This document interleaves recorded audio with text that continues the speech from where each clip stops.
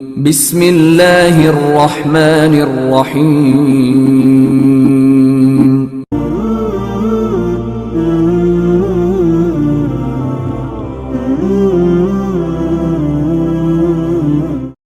السلام علیکم ورحمۃ اللہ وبرکاتہ الحمد للہ کفا وسلام علی عباده الذین اصطفى اما بعد قال الله تبارك وتعالى في القرآن المجيد والفرقان الحميد فأعوذ بالله من الشيطان الرجيم بسم الله الرحمن الرحيم لقد كان لكم في رسول الله أسوة حسنة وقال تعالى يا أيها الذين آمنوا قوا أنفسكم وأهليكم نارا صدق الله العظيم قال النبي صلى الله عليه وسلم كلكم راع وكلكم مسؤول عن رعيته أو كما قال عليه الصلاة والسلام اللهم صل على سيدنا محمد في أول كلامنا اللهم صل على سيدنا محمد في أوسط كلامنا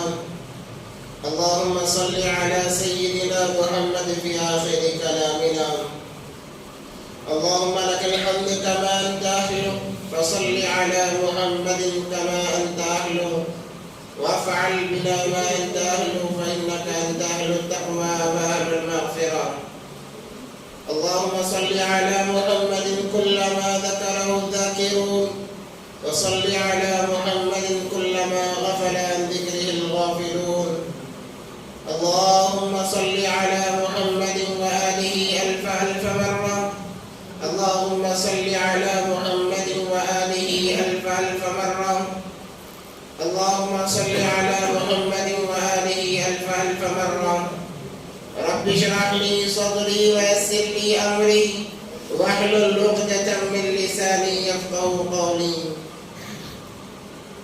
معزز سامعین کرام ایک مرتبہ دل کی گہرائیوں کے ساتھ درود پاک پڑھ لیں اللهم صل على سيدنا محمد وعلى آل سيدنا محمد وبارك وسلم معزز سامعین اللہ تبارک و تعالی ہر انسان کو کامیاب کرنا چاہتے ہیں چاہے وہ کسی مذہب سے تعلق رکھنے والا ہو اللہ تبارک و تعالی یہی چاہتے ہیں کہ دنیا میں آنے والا ہر انسان کامیاب ہو جائے کوئی ناکامیاب نہ ہو کوئی گمراہ نہ ہو اسی لیے اللہ تبارک و تعالی جسے بھی دنیا میں بھیجتے ہیں ایمان کی دولت کے ساتھ بھیجتے ہیں کل مولود یولد علی الفطرہ او کما قال علیہ الصلاۃ والسلام جو بھی بچہ پیدا ہوتا ہے دنیا کے اندر وہ فطرت اسلامی پر پیدا ہوتا ہے وہ تو اس کے والدین ہیں کہ یا تو اسے یہودی بناتے ہیں یا نصرانی بناتے ہیں یا مشرک بناتے ہیں یا اللہ سے پھیر دیتے ہیں یہ والدین ہی ہیں جو اپنے اولاد کو اللہ سے دور کر دیتے ہیں ورنہ وہ ایمان کی دولت سے کے ساتھ دنیا میں آیا تھا مسلمان بن کر آیا تھا اسی لیے احادیث میں آتا ہے بالغ ہونے سے پہلے جو بچہ مر جاتا ہے اس کی ہدایت کے لیے اللہ تبارک و تعالیٰ اس کے والدین کو دیکھیں گے اگر والدین کی زندگی میں ایمان ہے وہ احکام خداوندی کے پابند ہے تو اس بچے کو نجات ملے گی ورنہ والدین کی طرف نسبت کرتے ہوئے اس بچے کے ساتھ میں ویسا ہی معاملہ کیا جائے گا تو اللہ تبارک و تعالیٰ ہر ایک کو کامیاب کرنا چاہتے ہیں شرط یہ ہے اللہ نے ایک شرط لگائی وہ کیا شرط ہے اللہ تبارک و تعالی نے فرمایا اے میرے بندو میں نے کامیابی کو دل میں رکھا ہے میری رضامندی کے اندر رکھا ہے حجۃ الوداع کے موقع پر آیات نازل ہوئی اليوم اکملت لکم دینکم واتممت علیکم نعمتی ورضیت لکم الاسلام دینا کہ ہم نے آج اپنے دین کو کامل اور مکمل کر لیا اس کے بعد کوئی دین نہیں اور یہ آخری نبی ہے کان کھول کر سن لو یہ آخری نبی ہے ان کے بعد جو بھی کسی نبی کو مانے گا وہ بھی گمراہ ہوگا اور جو بھی کسی دین وہ اور دین کو اپنائے گا وہ بھی گمراہ ہو جائے گا. نبی کے بعد دوسرے نبی کو ماننا بھی گمراہی ہے، اور اس دین کے علاوہ کسی اور دین کو اپنانا بھی گمراہی ہے کہ وہ راستے سے ہٹ جاتا ہے. اسی لیے اللہ نے قرآن میں فرمایا ان الدین عند اللہ الاسلام، میرے نزدیک تو دین اسلام ہی ہے. اب انسان کہے کہ اور جو باقی مذاہب ہیں وہ کیا ہیں، وہ کہا کہ وہ گمراہی کے اڈے ہیں. اگر اس کی طرف توجہ بھی کرو گے تو گمراہ ہو جاؤ گے. اللہ تبارک و تعالیٰ نے اسی لیے فرمایا یا ایھا الذین آمنوا قوا انفسکم واہلیکم نارا. قرآن کا انداز بہت پیارا ہے. قرآن میں جہاں کہیں بھی یا ایھا الذین آمنوا کا لفظ آتا ہے، اللہ تبارک و تعالی اپنی محبت کی انتہا کو بتانے کے لیے لاتے ہیں کہ دیکھو میں تم سے کتنی محبت کرتا ہوں. مثال کی اکابرین نے ماں باپ کی کہ ماں باپ اپنے بچے سے کام لینے کے لیے جب کوئی کام لینا ہوتا ہے، کام کرانا ہوتا ہے، حالانکہ اس کا نام رکھا جاتا ہے مگر پھر بھی ماں نام سے نہیں بلاتی، کہتی ہے کہ بیٹا فلاں کام کر دے، تو میرے آنکھوں کا تارا ہے، تو میرے جگر کا ٹکڑا ہے، تو فلاں ہے. جب یہ الفاظ بچہ سنتا ہے، اگر اللہ نے اسے اتنی طاقت نہیں دی ہے کہ اس کام کو صحیح معنوں میں انجام دے سکے، اس کے باوجود بھی بچہ کوشش کرتا ہے کہ ماں نے اتنی محبت سے بولا ہے، کیسے انکار کیا جا سکتا ہے. اگر غلطی بھی کرے گا تب بھی اس کام کو کرنے کی کوشش ضرور کرے گا. کیوں؟ اس لیے کہ اس نے نام کے علاوہ اپنی محبت کو ظاہر کیا، ممتا کو بتایا ہے. ویسے ہی اللہ تبارک و تعالی جب کسی کام کی طرف بندوں کو آگاہ کرنا چاہتے ہیں، کہتے ہیں یا ایھا الذین آمنوا، اے میرے ایمان والے بندو، اے میری ایمان والی بندیوں، تم جیسے بھی ہو میرے ہو، تم جیسے بھی ہو میرے ہو. میں نے تمہیں بنایا ہے، میں تمہیں کھلانے پلانے والا ہوں، میں تمہیں جلانے مارنے والا ہوں. تم جیسے بھی ہو میرے ہو. یا ایھا الذین آمنوا قوا انفسکم واہلیکم نارا. اللہ تبارک و تعالیٰ فرماتے ہیں اپنے آپ کو جہنم کی آگ سے بچاؤ. دنیا کی آگ لکڑیوں کے ذریعے سے سلگائی جاتی ہے، اسے دہکایا جاتا ہے. اللہ فرماتے ہیں جانتے ہو میرے بندو، جانتی ہو میری بندیوں، جہنم کی آگ کو میں کیسے سلگاؤں گا، کیسے دہکاؤں گا. وقودها الناس والحجارہ. اللہ تبارک و تعالیٰ نے فرمایا کہ انسان اور پتھروں کے ذریعے سے وہ آگ دہکتی ہے. جتنے انسان ڈالے جائیں گے اور جتنے پتھر ڈالے جائیں گے آگ دہکے گی، آگ دہکے گی. اللہ فرماتے ہیں قوا انفسکم واہلیکم نارا. اے میرے ایمان والے بندو، اپنے آپ کو جہنم کی اس دہکتی ہوئی آگ سے بچاؤ جس کا تم مقابلہ نہیں کر سکتے.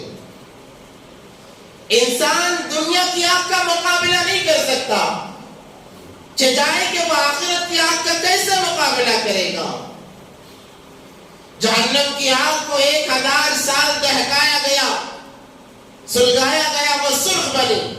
1000 سال دہکایا گیا، سلگایا گیا، وہ سفید بنی. 1000 سال دہکایا گیا تو وہ کالی سیاہ بن چکی ہے. اب جہنم کی آگ بالکل سیاہ ہے. محققین فرماتے ہیں آگ کے اندر جتنی تاریکی آئے گی اتنی خطرناک بنتی چلی جاتی ہے. دنیا کی آگ تو اس کا 70واں حصہ بھی نہیں ہے، مگر اس آگ کو انسان برداشت نہیں کر سکتا. اس آگ میں انسان دیکھتے ہی دیکھتے جھلس جاتا ہے. تو بتاؤ جہنم کی آگ کا انسان کیسے مقابلہ کر سکے گا. اللہ نے فرمایا نار اللہ الموقدہ. جانتے ہو اللہ کی آگ ہے التي تطلع على الافئدہ. وہ آگ ایسی ہے کہ جب انسان کو ڈالا جائے گا، ڈالنے کی دیر ہے کہ اس کے جسم سے تمام گوشت غلط کر دے گی. التی تطلع علی الافئدہ، ایسی خطرناک وہ آگ ہے. اللہ فرمائے اس آگ سے ڈرو، اپنے آپ کو بچاؤ. اب ہمیں آگ سے بچنے کا حکم دیا جا رہا ہے. آگ سے کیا مراد؟ دنیا میں جو انسان گناہ کر رہا ہے وہ آگ ہے، جو نافرمانیاں کر رہا ہے وہ آگ ہے. تو اللہ فرمانا یہ چاہتے ہیں میرے بندو اپنے آپ کو گناہ سے بچا لو، میری بندیوں اپنے آپ کو گناہ سے بچا لو تاکہ تم آخرت کے اندر کامیاب ہو جاؤ. اور صرف اپنے آپ کو نہیں، وَأَهْلِيكُمْ نَارًا، اللہ تبارک و تعالیٰ نے فرمایا اپنے اہل و عیال کو بھی، آل اولاد کو بھی جہنم کی آگ سے بچایا جائے. علماء فرماتے ہیں، حدیثوں میں آتا ہے والدین پر بچوں کے 5 حقوق ہیں. کیونکہ اصلاحی معاشرے کا عنوان چل رہا ہے، سیرت النبی کے متعلق چند باتیں ہمارے سامنے آ رہی ہیں تو ان باتوں کا آنا بھی ضروری ہے. والدین پر، ماں باپ پر بچوں کے 5 حقوق ہیں. اگر انسان ان حقوق کو ادا نہیں کرے گا کل قیامت کے دن جواب دینا پڑے گا. عمر فاروق رضی اللہ تعالیٰ عنہ کے دور خلافت میں ایک باپ اپنے بچے کو بلا کر لایا، شکایت کی کہ امیر المومنین یہ میرا بیٹا ہے، میری بات مانتا نہیں ہے، میرا حق ادا نہیں کرتا ہے. ماں باپ کے کتنے حقوق ہیں تو کہا میرا حق ادا نہیں کرتا ہے. تو اس بچے نے کہا امیر المومنین کیا مجھے بھی کچھ کہنے کا حکم ہے، میں کیا کہہ سکتا ہوں؟ کہا کہ ہاں ضرور کہو. تو اس بچے نے کہا امیر المومنین کیا والدین پر بچوں کے کوئی حقوق نہیں ہے؟ کہا کہ ہے، کیوں نہیں ہے؟ تو آپ ذرا ان سے پوچھئے کہ انہوں نے میرے کیا حقوق ادا کیے ہیں. ذرا آپ بتائیے کہ والدین پر بچوں کے کیا کیا حقوق ہیں. امیر المومنین نے فرمایا کہ اپنے بچوں کے لیے ان کی ماں کا جب انتخاب کرنے کا وقت آئے نیک ماں کا انتخاب کرے. تو اس بچے نے کہا امیر المومنین انہوں نے اس میں بھی دغا بازی کی ہے، انہوں نے ایک مجوسی عورت سے نکاح کیا ہے، یہودیہ سے نکاح کیا ہے. اس کے بعد میں ایک اچھا نام رکھے، انہوں نے میرا نام بے مطلب رکھا ہے. پھر اس کے بعد میں کہا کہ جیسے ہی بالغ ہو جائے اس کا نکاح کر دیا جائے. کہا کہ انہوں نے میری عمر جب ڈھلنے کے قریب ہوئی تب جا کر نکاح کیا ہے. جب انہوں نے میرے کوئی حقوق ادا نہیں کیے تو میں کیسے حق ادا کر سکتا ہوں؟ 5 حقوق گنوائے ہیں والدین پر بچوں کے کہ والدین پر ضروری ہے کہ ان حقوق کی ادائیگی کرے ورنہ اللہ کے دربار میں جواب دہی ہوگی. اس میں سب سے پہلا حق ہے کہ جب اپنے بچوں کی ماں کا انتخاب کیا جائے نیک عورت کا انتخاب کرے، مالداری کو نہ دیکھے. آج جو انتخاب ہوتا ہے مالداری کی بنیاد پر ہوتا ہے تاکہ مالداری رہے گی تو بہت سارا مال ملے گا، جہیز کے نام پر بہت سارا روپیہ آئے گا، گاڑیاں آئیں گی، بنگلے آئیں گے. مال کو دیکھا جاتا ہے.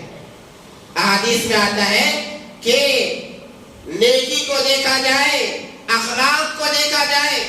یہ بچوں کا حق ہے کہ جب ان کی ماں کا انتخاب کیا جائے نیک عورت کا انتخاب کیا جائے، نیک عورت کو دیکھا جائے، تلاش کیا جائے. اور جب عورت کا انتخاب ہو گیا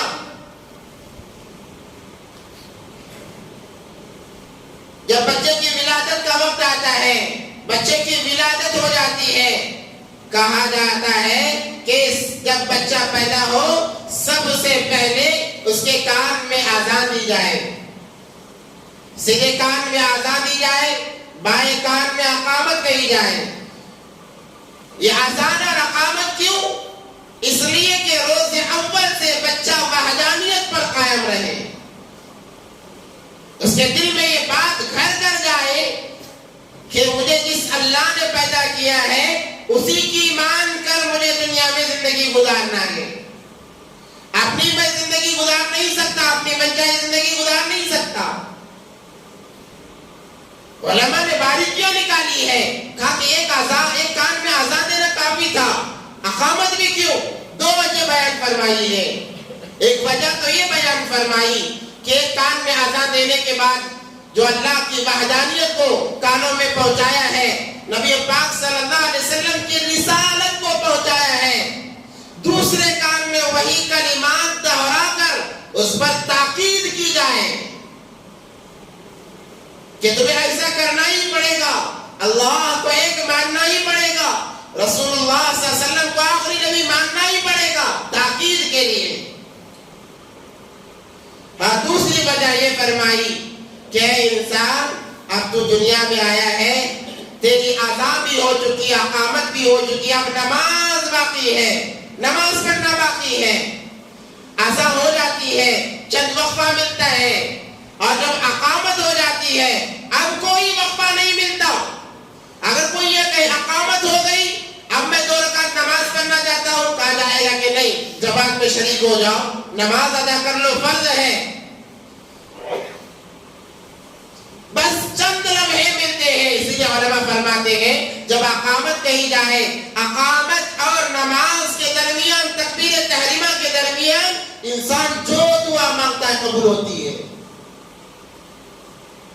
جو دعا مانگتا ہے قبول ہوتی ہے۔ ہمیں احساس نہیں، ہم ایک تو آتے ہی مشکل سے مسجد میں، کب نیت باندھی، کب ہم نے نماز ختم کی اور کب نکل گئی، یہی دل میں بات چل رہی ہوتی ہے۔ یہ قبولیت کے ایام ہیں کہ اب اذان ہو گئی تیری، اب اقامت بھی ہو چکی ہے، اب تیری نماز پڑھنا باقی ہے، وہ نماز جنازہ ہے۔ تو اس لیے اذان دی جائے، سب سے پہلا یہ کام کیا جائے۔ اگر کوئی انسان اذان دینے میں تاخیر کرتا ہے، گویا وہ اپنے بات کو پہنچانے میں تاخیر کر رہا ہے۔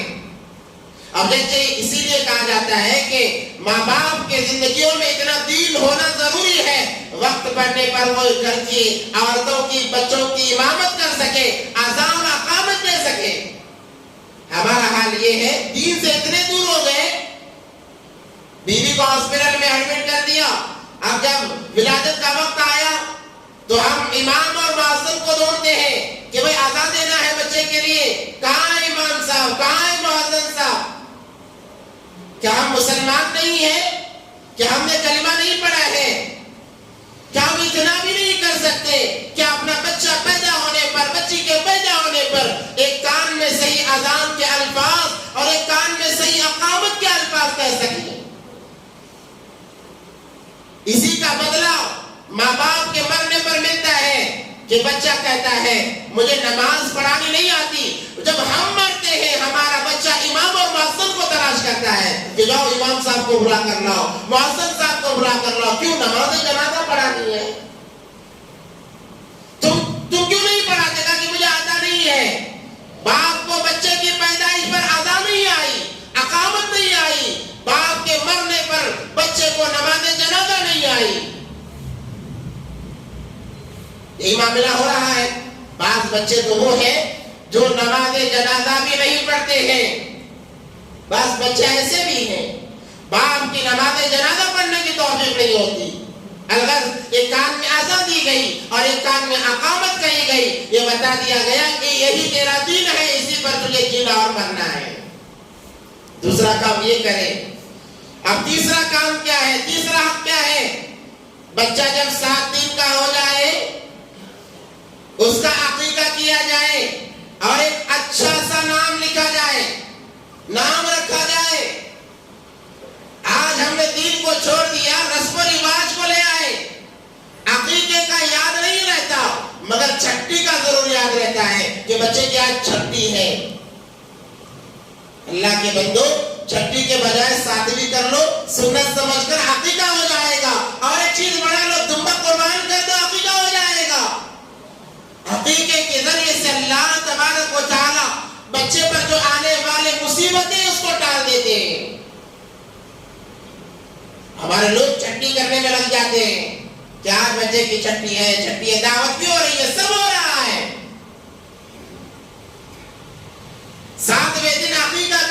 سنت ہے.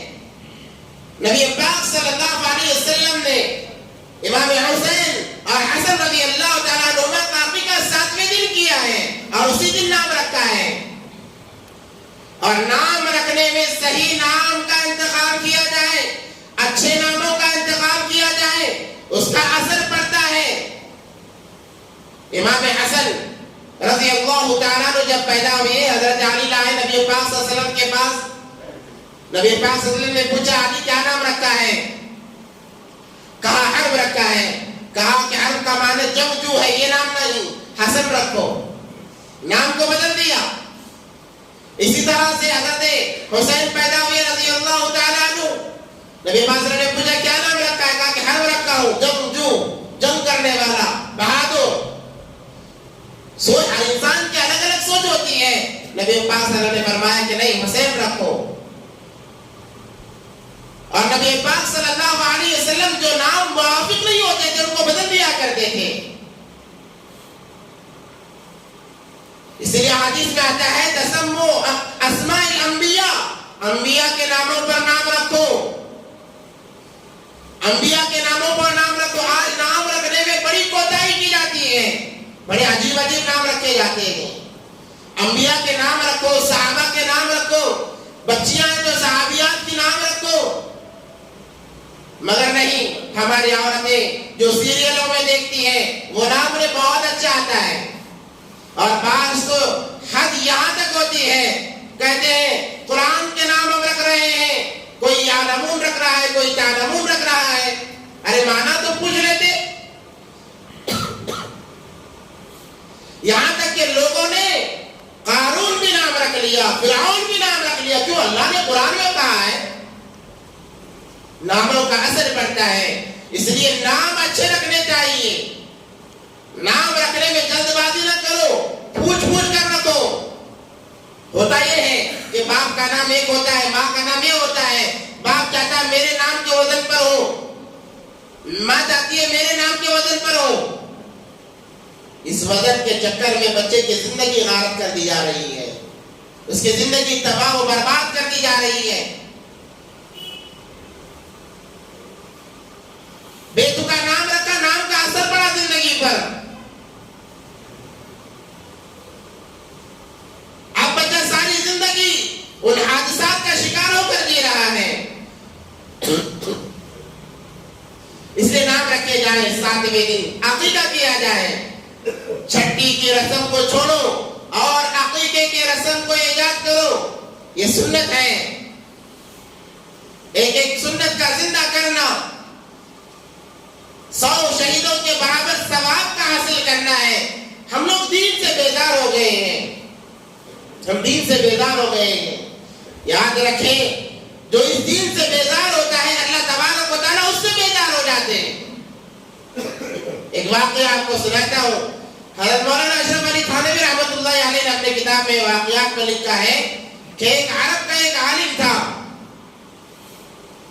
ایک انسان تھا, بڑا عبادت گزار, بڑا پارسا تھا.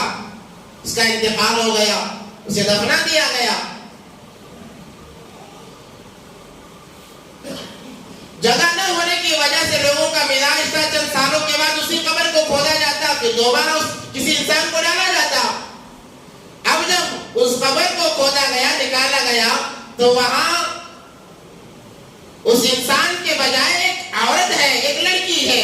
لوگوں کو بڑا تعجب ہوا کہ یہاں پر تو فلاں صاحب کو دفن کیا گیا تھا, مگر اس کی جگہ کوئی لڑکی ہے. ہو سکتا ہے آپ نے کوئی غلط خبر کھول دی ہو. تحقیق کی گئی, پوچھ تاچھ کیا گیا, پتہ چلا کہ وہی قبر ہے. وہاں پر تو ایک لڑکی کی لاش برآمد ہوئی. جب قبر کو کھودا جا رہا تھا وہاں فرانس کا ایک آدمی موجود تھا. جب اس نے میت کو دیکھا, اس لڑکی کو کہا یہ تو فرانس کی لڑکی ہے. انہوں نے کہا تمہیں کیسا پتا چلا؟ میں وہاں جاب کیا کرتا تھا, یہ عیسائی تھی, اس نے اسلام قبول کیا اور چپکے چپکے دنیا کے میرے پاس رہا کرتی تھی. پردے کے لحاظ سے پردہ کرتے ہوئے وہیں سے پڑھاتا تھا. اور اچانک کسی بیماری میں اس کی موت واقع ہو گئی. مجھے بڑا صدمہ ہوا, تو میں نے اس جاب کو چھوڑ دیا اور میں آ گیا مکہ. تو یہ تو وہی لڑکی ہے. تو لوگوں نے کہا کہ تم کسی اور ایک ساتھی کو لے کر جاؤ, وہاں پر جا کر دیکھو کہ واقعی اس کی قبر, وہاں قبر وہ اپنی جگہ موجود ہے یا نہیں ہے. وہ اپنے کام کو مکمل کر کے گیا فرانس. وہاں جانے کے بعد جب ان کے ماں باپ کو بتایا, انہوں نے یقین کرنا مناسب نہیں سمجھا. وہ کہنے لگے ایسا کیسے ہو سکتا ہے. بہت اصرار کیا تو جب لوگوں کے ساتھ جا کر اس لڑکی کو جہاں دفن کیا گیا تھا اس کی قبر کو نکالا گیا تو دیکھا وہ آدمی جس کو عرب کے اندر دفنایا گیا تھا اس کی قبر میں موجود ہے. اب بڑا تعجب ہوا کہ یہ کیا معاملہ پیش آیا. تو اطلاع دی گئی یہاں پر کہ واقعی اس عورت کی قبر میں وہ مرد موجود ہے. تو لوگ گئے اس کے گھر میں, اس کی بیوی تھی اور دیگر احباب تھے. پوچھا کہ تمہارے گھر کا جو فلاں مرد مر گیا ہے اس کا کیا معاملہ تھا, کیا اس کے معمولات کیا تھے. کہنے لگے بڑا نمازی تھا, عبادت گزار تھا, ویسا بڑا گناہ تو ہم نے کبھی دیکھا ہی نہیں ہے. کہا لوگوں نے کہ ذرا غور کرو, سوچو, کیونکہ ایک بہت بڑا معاملہ پیش آیا ہے. خاص کر کے اس کے بیوی کو تاکید کی گئی کہ یاد کرو کوئی تو ایسا کام ہوگا جو شریعت کے خلاف ہوگا. اس کی بیوی نے سوچا اس کے بعد میں کہا ویسے تو مجھے کچھ یاد نہیں ہے, مگر ہاں ایک بات ضرور ہے کہ جب وہ میرے قریب آتا, مجھ سے ملاقات کرتا تو کہتا عیسائی مذہب کتنا اچھا ہے, اس میں میاں بیوی ملنے کے بعد غسل کرنے کی ضرورت نہیں ہوتی. عیسائی مذہب کتنا اچھا ہے. وہ گویا اس دین سے اس معاملے میں بیزار نظر آتا تھا. کہتا وہ فلاں کا مذہب اچھا ہے, اس کے اندر نہانا نہیں پڑتا ہے, فلاں طریقہ اچھا ہے. گویا اس دین سے بیزار ہو گیا جو دین اللہ کو سب سے زیادہ محبوب ہے. تو اللہ تبارک و تعالیٰ نے جب اسے موت دی کہا تو فلاں کے دین سے مرعوب تھا, مانوس تھا, جا انہی کے دربار میں چلا جا. تو اللہ تبارک و تعالیٰ نے یہ کیا کہ اس کو انہی کے حوالے کر دیا. اور وہ جو لڑکی تھی بڑی پارسا تھی, وہ چاہتی تھی کہ مجھے دفن کیا جائے تو مسلمانوں کے قبرستان میں دفن کیا جائے. اس نے دین اسلام کو قبول کیا تھا, دین اسلام کے مطابق اس نے زندگی گزاری تھی. دین سے محبت کرنے کی وجہ سے اللہ تبارک و تعالیٰ نے قبرستان سے نکال کر اللہ تبارک و تعالیٰ نے ہدایت والی جگہ پر اسے دفنا دیا. اللہ کے لیے کوئی مشکل نہیں ہے. اس لیے آج ہم دین سے بیزار نظر آتے ہیں کہ ہمیں طریقہ پسند نہیں آتا ہے, ہمیں غیروں کا طریقہ پسند آتا ہے. یاد رکھیں, خبردار ہو جائیں, کہیں ایسا نہ ہو کہ ان کے طریقوں سے دل لگانے کی وجہ سے اللہ تبارک و تعالیٰ کہیں جاؤ تم بھی انہی کے ساتھ چلے جاؤ. کیونکہ حدیث میں آتا ہے من تشبہ بقوم فہو منہم, کہ انسان جس کی شباہت اختیار کرتا ہے وہ انہی میں سے ہو جاتا ہے. المرء مع من احب, او کما قال علیہ الصلوۃ والسلام, انسان دنیا میں جن لوگوں سے محبت کرتا ہے, نمازیوں سے محبت کرتا ہے, نمازیوں کے ساتھ اٹھایا جائے گا. شرابیوں سے محبت رکھے گا, کل قیامت کے دن فرما بردار ہونے کے باوجود شرابیوں کے ساتھ اٹھایا جائے گا. اس لیے ہمارے تعلقات اچھے لوگوں سے ہو, دینداروں سے ہو. آج دیکھنے میں یہ آتا ہے کسی کے پاس ذرا پیسہ آ گیا, تمام کے تمام اس کی چاپلوسی کرنے میں لگ جاتے ہیں کہ فلاں آدمی, چاہے وہ بے دین ہو, کسی مذہب کو ماننے والا ہو. یہ طریقے کار بہت غلط ہیں. اللہ نے ہمیں ایمان کی دولت سے نوازا ہے, مسلمان ہیں. ہماری محبت ایمان سے ہونی چاہیے, دین اسلام سے ہونی چاہیے, نہ کہ غیروں کے طریقے سے. تو نام اچھا رکھا جائے, والدین پر ضروری ہے کہ نام اچھا رکھا جائے, اس کا عقیقہ کیا جائے. اگر اللہ نے عقیقے مال اتنا نہیں دیا ہے کہ عقیقہ ہم کریں, ویسے تو کسی کی حالت نہیں ہوتی. ہم دیکھتے ہیں کہ چھٹی میں دیگیں پکتی ہیں, ارے دیکھ کم کر دو, اسی کا ایک دمبا خرید لو, عقیقہ ہو جائے گا. چھٹی کے نام پر ہزاروں روپے تم جہاں لٹاتے ہو, वही पैसों को सातवीं के नाम पर सुन्नत समझ कर कुर्बान कर दो, जुम्बा कुर्बान कर दो, तुम्हारा बच्चा आफात से महफूज रहेगा। तीसरी जो जिम्मेदारी है वो बच्चों की दीनी तरबियत के मामले में, दीनी तरबियत के मामले में ये माँ बाप पर जरूरी है। अगर माँ बाप बच्चों के दीन की फिक्र नहीं करेंगे, कल कयामत के दिन जवाबदेही पड़ेगी। आज हम दुनियावी मामले में बड़े फिक्रमंद हैं कि मेरा बेटा फलां स्कूल में पढ़े, बीवी कहती है वहां बहुत ज्यादा एडमिशन है, कोई परवाह नहीं है, मेरे बच्चे के लिए उठा रहा हूं मैं, मेरे बच्चे के लिए खर्च नहीं करूंगा तो और किसके लिए खर्च करूंगा। इंसान अपने औलाद के लिए जहां तक दुनियावी मामले में फिक्रमंद है, उसका एक हिस्सा भी अगर वो दीन के मामले में फिक्रमंद हो जाए, अल्लाह तबारक व तआला उसका बेड़ा पार फरमा देते हैं। बाप मरने के बाद में आमाल का दरवाजा बंद हो जाता है।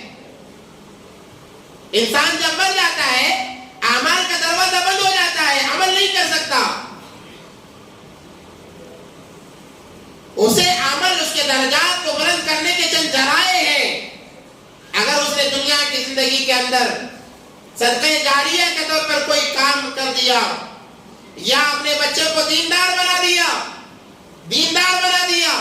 तो बच्चा जब तक दीनदारी पर बाकी रहेगा, दीन का काम करता रहेगा, बाप को वैसा ही सवाब मिलेगा जैसा वो दुनिया में सवाब का काम किया करता था। दीन के मामले में हम बड़े कोरे हैं, कहते हैं कि मेरा बेटा तो डॉक्टर है, इंजीनियर है, हाँ जरा बेदीन है, दीन के बारे में उसे उतना मालूम नहीं है, मगर बड़ा डॉक्टर है, बड़ा इंजीनियर है। दुनियावी फनून के बारे में सीना तान कर बात करते हैं। क्या हमने कभी ये देखा है कि मेरे बच्चे को सूरह फातिहा आती है या नहीं आती है? हमने इसकी कभी फिक्र नहीं की है। ये बहुत बड़ी सोचने की बात है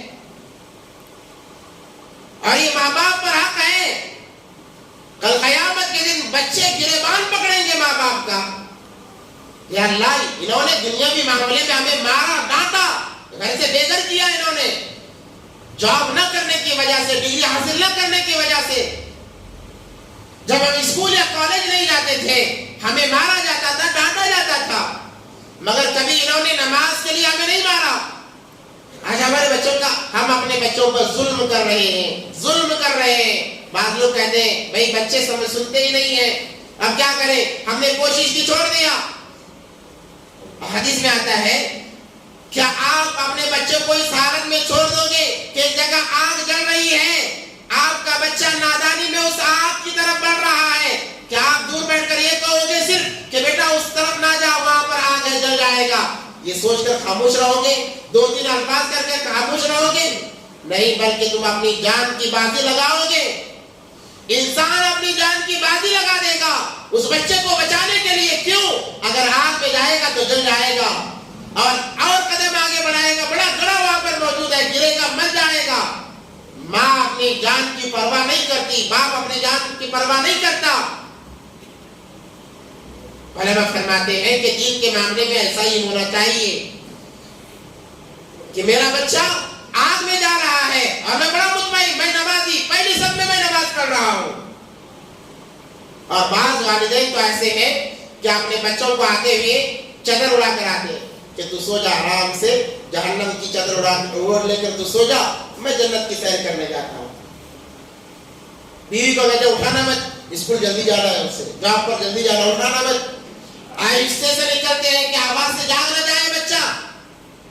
ये मोहब्बत नहीं है, जुल्म हो रहा है अपने औलाद पर जुल्म हो रहा है। इसका वबाल मिलेगा क़यामत के दिन। किसी की औलाद नाफरमान होती है, बाप चाहे जितना फरमाबरदार हो, मर गया, औलाद नाफरमान, बेटा जितने गुनाह करेगा, फरमाबरदार माँ बाप को उसका एक हिस्सा मिलता रहेगा कब्र में मिलता रहेगा। इसलिए अपने औलाद को फरमाबरदार बनाओ। एक हदीस, बड़ी मशहूर हदीस है, कुल्लुकुम राइन मुरु औलादकुम वहुम अबनाउ 7 सिनीन वज़रिबूहुम अलैहा वहुम अबनाउ 10 सिनीन। بہت پیاری حدیث ہے. اللہ ان احادیث پر عمل کی توفیق عطا فرمائے تاکہ ہمارا بیڑا کامیاب ہو جائے, بیڑا پار ہو جائے. نبی پاک صلی اللہ علیہ وسلم نے فرمایا کہ اپنے بچوں کو 7 سال کی جب ان کی عمر ہو جائے نماز کا حکم کرو, نماز کا حکم کرو. اس سے پہلے کیا کیا جائے, اپنے ماحول کو دیندار بناؤ تاکہ بچے تمہیں دیکھ کر وہ عمل کرنے والے بنے. بچے کو اللہ نے بہت دماغ دیا ہوتا ہے, جب تک وہ بات نہیں کرتا جو دیکھتا ہے بات کرنے کے بعد وہی کام سب سے پہلا کرتا ہے. اگر باپ بچے کے سامنے ماں کو گالی دے رہا ہے, کسی کو گالی دے رہا ہے, یہ سنتا رہتا ہے, دیکھتا رہتا ہے, اسے کیچ کرتا رہتا ہے. جیسے ہی اس کی زبان چلنے لگتی ہے سب سے پہلے اس کے زبان پر گالی آتی ہے. اور آج کا عجیب ماں باپ ہے, جب بچہ توتلی زبان میں گالی دیتا ہے تو خوش ہوتے ہیں کہ میرے بیٹے نے گالی دی ہے, گالی دی ہے. شرم کرنی چاہیے, شرم آنی چاہیے کہ گالی دینے پر یہ خوش ہونے والی کون سی بات ہے. جب میرے بچے نے پہلے مرتبہ گالی دی اس نے اپنے اور اپنے والدین کے ایمان کو غارت کر دیا, جلا کر خاکسار کر دیا. اور دوسری بربادی یہ ہے کہ جب بچہ پہلی مرتبہ ابو یا امی کہتا ہے, ماں باپ کے خوشی کی امتیاز نہیں, اس وقت میں بھی دعوت ہو جاتی ہے. عجیب لوگ ہیں, صرف کھانے کا سوچتے ہیں. پیدا ہونے کے نام پر کھائیں گے, ختنے کے نام پر کھائیں گے, بلاغت کے نام پر کھائیں گے, شادی کے نام پر کھائیں گے, میت کے نام پر بھی کھائیں گے. اللہ ہم تمام کی حفاظت فرمائے. تو دعوت ہوتی ہے, میرے بیٹے نے ابا کہا. دعوت تو تب کرتے جب بچہ اللہ کہتا, لا الہ الا اللہ کہتا. یہ دعوت کرنے کے اسباب تھے, حالانکہ شریعت میں اس کی کوئی اصل نہیں ہے. تو الغزمروا اولادکم وهم ابناء 7 سنین, 7 سال کی عمر ہو گئی, اب نماز کا حکم کرو. نماز کو ساتھ میں لاؤ, ساتھ میں الگ کھڑا کرو تاکہ نماز کی عادت بڑھ جائے. اور اس کے بعد میں نماز میں تاخیر ہو رہی ہے, نماز ادا نہیں ہو رہی ہے. وَضْرِبُوهُمْ عَلَيْهَا وَهُمْ أَبْنَاءُ 10 سنین. 7 سال کی عمر خاص ہو گئی, اب نماز چھوڑ رہا ہے, نماز کو ترک کر رہا ہے. اسے ڈرانے کے لیے کوڑا لٹکایا جائے, اسے ہلکا ہلکا ڈرایا جائے. جائزہ لے اپنے اولاد کا, کیا آج تم نے نماز پڑھی, کتنے وقت کی نماز پڑھی, فجر کیوں نہیں پڑھی, ظہر کیوں نہیں پڑھی. ہم تاکید کریں, یہ ماں باپ پر ذمہ داری ہے. وَفَرِّقُوا بَيْنَهُمْ بِالْمَضَاجِعِ. نبی پاک صلی اللہ علیہ وسلم نے فرمایا اب جب 10 سال کا ہو گیا, 9-10 سال کا ہو گیا, اب کہا ان کے بستروں کو الگ کیا جائے, اب ان کے بستروں کو الگ کیا جائے, بھائی بہن کے بستروں کو الگ کیا جائے. 8-9 سال کی عمر میں بھائی بہن اکٹھے سو نہیں سکتے, شریعت منع کرتی ہے. کتنی پاکیزہ شریعت ہے, اسی کو تو حیا کہتے ہیں. آج ہم نے جس کا جنازہ نکالا ہوا ہے, حیا بہت بڑی چیز ہے, بہت بڑی چیز ہے. اپنے اولاد کو, بچیوں کو خصوصی اعتبار سے ہم چھوٹے کپڑے پہناتے ہیں, کہتے ہیں کہ ابھی تو بچی ہی ہے, ہاں اب یہ بچی ہے, مگر چند سالوں کے بعد یہ بڑی کہلائے گی, تب کیا ہوگا. جو بچپن کی عادتیں ہوتی ہیں جوانی آنے تک پختہ ہو جاتی ہیں. بچیاں تو 11-12 سال میں بالغ ہو جاتی ہیں. یہ عادتیں, بچپن کی عادتیں پختہ ہو جاتی ہیں. اور بچوں کو سدھارنے کا جو وقت نبی پاک صلی اللہ علیہ وسلم نے فرمایا, بیان فرمایا ہے, وہ 3 سال کی عمر سے لے کر بلاغت تک. اگر لڑکی ہے 12 سال سے پہلے, لڑکا ہے 14 سال تک. اب اس کے بعد اگر آپ سدھارنے کی کوشش کرو گے بچے ٹوٹ جائیں گے, آپ کے ہاتھ نہیں آئیں گے. آج ہماری بہنیں جو غیروں کے ساتھ جا رہی ہیں, وجہ کیا ہے, یہی وجہ ہے. اور سب سے بڑی وجہ علماء نے بیان فرمائی, ان حدیث کے خلاف ورزی کرنا. اگر جب انسان ان احادیث کے خلاف ورزی کرے گا تو وبال آئے گا, عذابات آئیں گے. اللہ ہم تمام کو ان عذابات سے بچائے. اگر انشاءاللہ موقع رہا, اگلے 2 اہم آداب ہے ماں باپ پر جو ضروری ہے ان کو انشاءاللہ اگلے جمعے بیان کیا جائے گا. وآخر دعوانا الحمدللہ رب العالمین.